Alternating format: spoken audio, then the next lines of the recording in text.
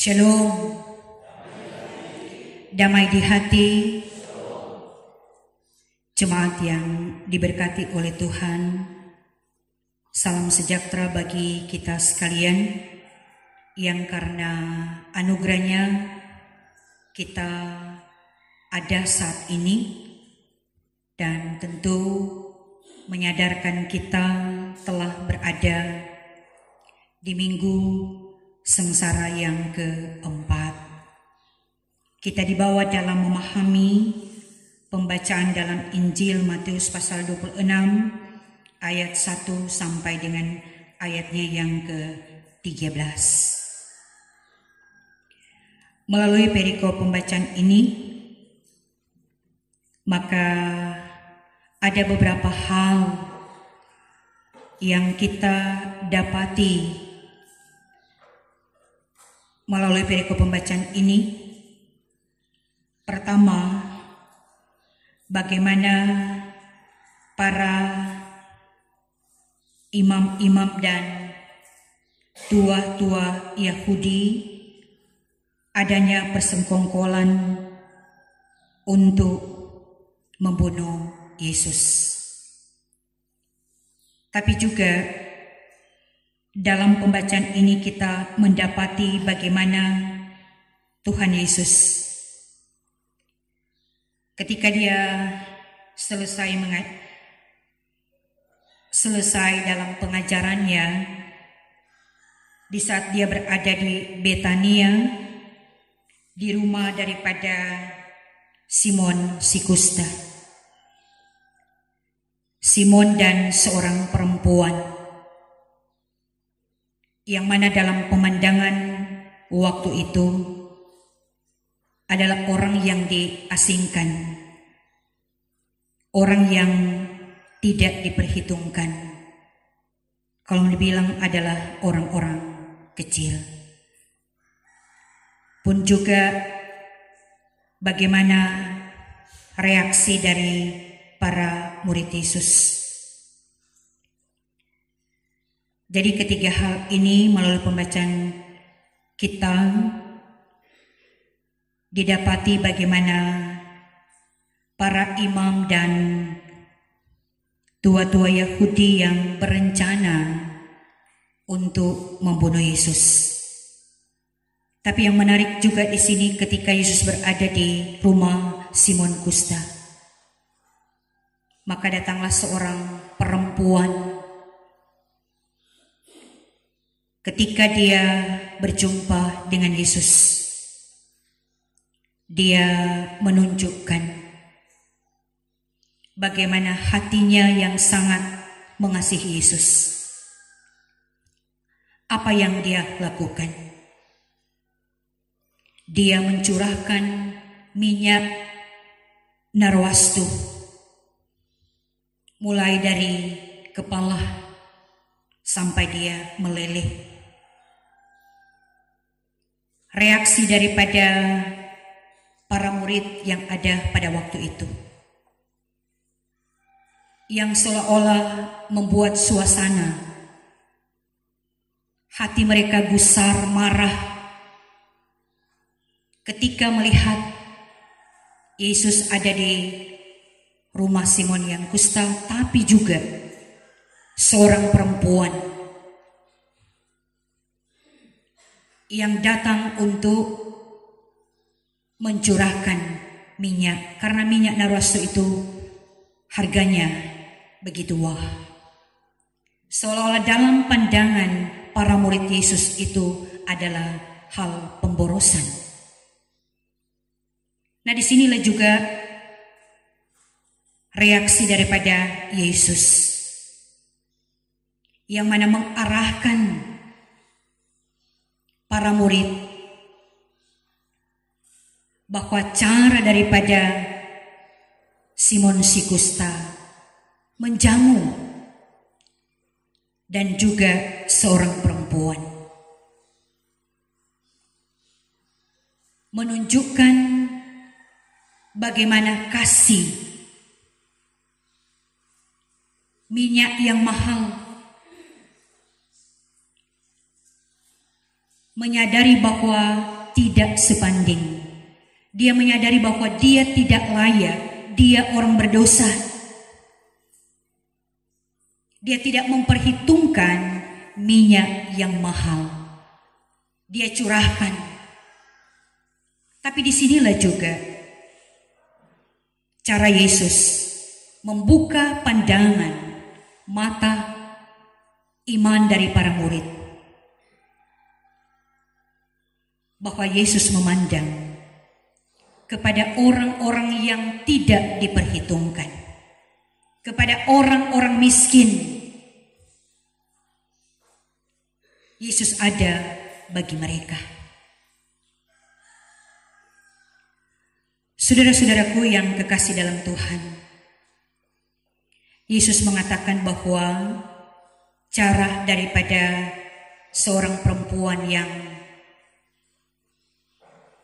bernama Maria, dia telah melakukan persiapan untuk penguburan Yesus.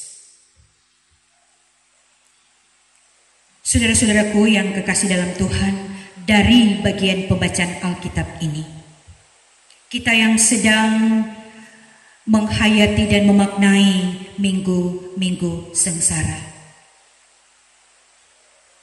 apa makna bagian pembacaan Alkitab ini? Yang tidak lepas memberikan juga ajakan bagi kita, bagaimana cara daripada Simon si Kusta dan seorang perempuan ketika berjumpa dengan Yesus, yang mana mereka menyatakan bagaimana tindakan dan cara untuk melayani Yesus. Mereka melakukan semua itu dengan kasih, dengan hati. Nah, bagaimana dengan kehidupan saya dan saudara? Tentu juga pemahaman firman ini mengarahkan kita pada kehendak Tuhan. Kalau berbicara tentang persiapan penguburan yang relevan dengan keadaan kita sekarang ini, berbeda dengan cara pandangan Yesus. Dalam arti tindakan kasih itu dilakukan ketika orang itu masih hidup. Ingat apa yang dilakukan oleh seorang perempuan, dan itu dia lakukan dengan ikhlas karena kecintaannya kepada Yesus. Tapi kalau kita yang ada sekarang ini, ya dapatlah dikatakan mungkin sangat berbeda. Kita mempersiapkan memang untuk bagaimana kita menyambut kematian. Tapi yang sebenarnya lebih daripada itu, yang kita persiapkan adalah kehidupan kekekalan. Bagaimana kehidupan kita dengan Tuhan, bagaimana dengan kehidupan kita dengan sesama. Apakah tindakan kasih dan kasih yang sungguh, kasih yang murni, kasih yang ikhlas, yang tulus, itu yang kita nampakkan atau kita berikan. Ingat, perempuan dia tidak memikirkan berapa jumlahnya. Apakah kita demikian? Mari kita memeriksa kehidupan setiap kita. Kita harus sadar, kita memberikan persembahan kepada Tuhan. Ada kalanya pikiran setiap kita masih dikotori. Kita bukan memberi menurut kehendak Tuhan, tetapi terkadang kita memberi menurut keinginan kita. Ada banyak hal yang terjadi dalam kehidupan ini. Ketika kita memberi, tetapi ini tidak terjadi di jemaat kita. Di luar sana, ketika kita memberi yang sebenarnya kita tahu, kita memberi tangan kanan, tangan kiri tidak perlu tahu. Tapi terkadang kita memberi karena muatan, pamer, dan lain sebagainya. Ingat, Simon Kusta dan perempuan. Mereka tidak pamer untuk melakukan, tetapi ini didasarkan karena kasih. Sehingga sekalipun mungkin ada suara-suara yang ada di sekitar kehidupan mereka menyakitkan dan sangat menyedihkan, tetap karena ini didorong dengan hati, mereka melakukan itu. Dan sebenarnya itulah cara yang disukai oleh Yesus. Pemahaman ini hendaknya membereskan hati setiap kita.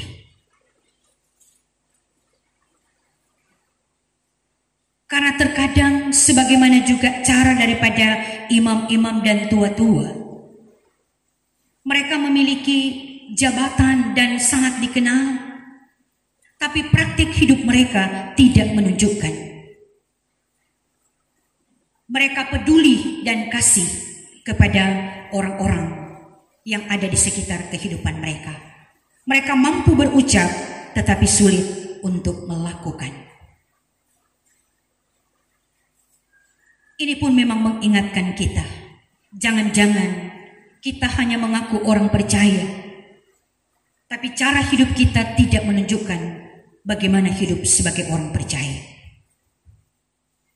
Kita begitu mudah untuk mengkritik, menilai, tetapi tanpa kita sadari juga, kita tidak memeriksa kehidupan setiap kita. Karena orang percaya itu dikenal dengan buahnya. Dia tidak banyak bicara, tetapi menunjukkan tindakan-tindakan yang berpola pada cara Yesus. Perikop ini juga mengingatkan kita. Memang mari kita belajar bagaimana cara daripada seorang perempuan. Karena kita yang ada saat ini dengan perubahan yang begitu cepat, tetapi juga begitu cepat hati kita berubah. Apalagi dengan kondisi yang ada saat ini, kehidupan yang begitu cepat berubah, apalagi juga dengan kebutuhan-kebutuhan yang saat ini melonjak. Terkadang kita cenderung memikirkan kehidupan ini baru kita peduli dengan kehidupan orang-orang yang ada di sekitar kita. Melalui perikop pembacaan ini membawa kita untuk mari kita menyelidiki hati kita. Mari kita memeriksa kehidupan kita. Agar supaya apa yang saya dan saudara lakukan, yang mana kita bukan pamer siapa kita, tetapi yang kita pamerkan perbuatan dan tindakan kita untuk Tuhan. Dan juga bisa dinikmati oleh orang lain. Karena ini yang penting kita melakukan untuk orang-orang yang ada di sekitar kita. Nah, pemahaman ini juga memberikan pembelajaran bagi kita. Waktu saudara kita masih hidup, kita mengasihi, tetapi ada hal yang utama sering kita abaikan. Coba kita lihat ketika ada peristiwa duka. Tentang soal lahiriah itu sudah dipersiapkan. Tetapi ketika masih hidup, banyak hal yang kita abaikan. Melalui perikop pembacaan ini menghentar kita, mari kita berpikir. Dan firman ini juga mengubah cara hidup kita. Mengubah cara pandang kita supaya tidak berdasarkan kemauan, keinginan kita. Tetapi kita belajar menurut keinginan dan kemauan Tuhan. Sehingga yang pasti cara daripada Simon Kusta dan perempuan ini, kita lakukan itu karena Tuhan. Oleh karena setiap kita juga merasa tidak layak. Tapi hanya anugerah Tuhan yang melayakkan setiap kita. Pasti setiap kita terpanggil untuk melakukan, karena itulah respon kita yang telah menerima anugerah karya selamat yang dari Tuhan. Ya, kiranya melalui perenungan kita dalam penghayatan di minggu-minggu sengsara ini akan mengubah sekali lagi kehidupan kita.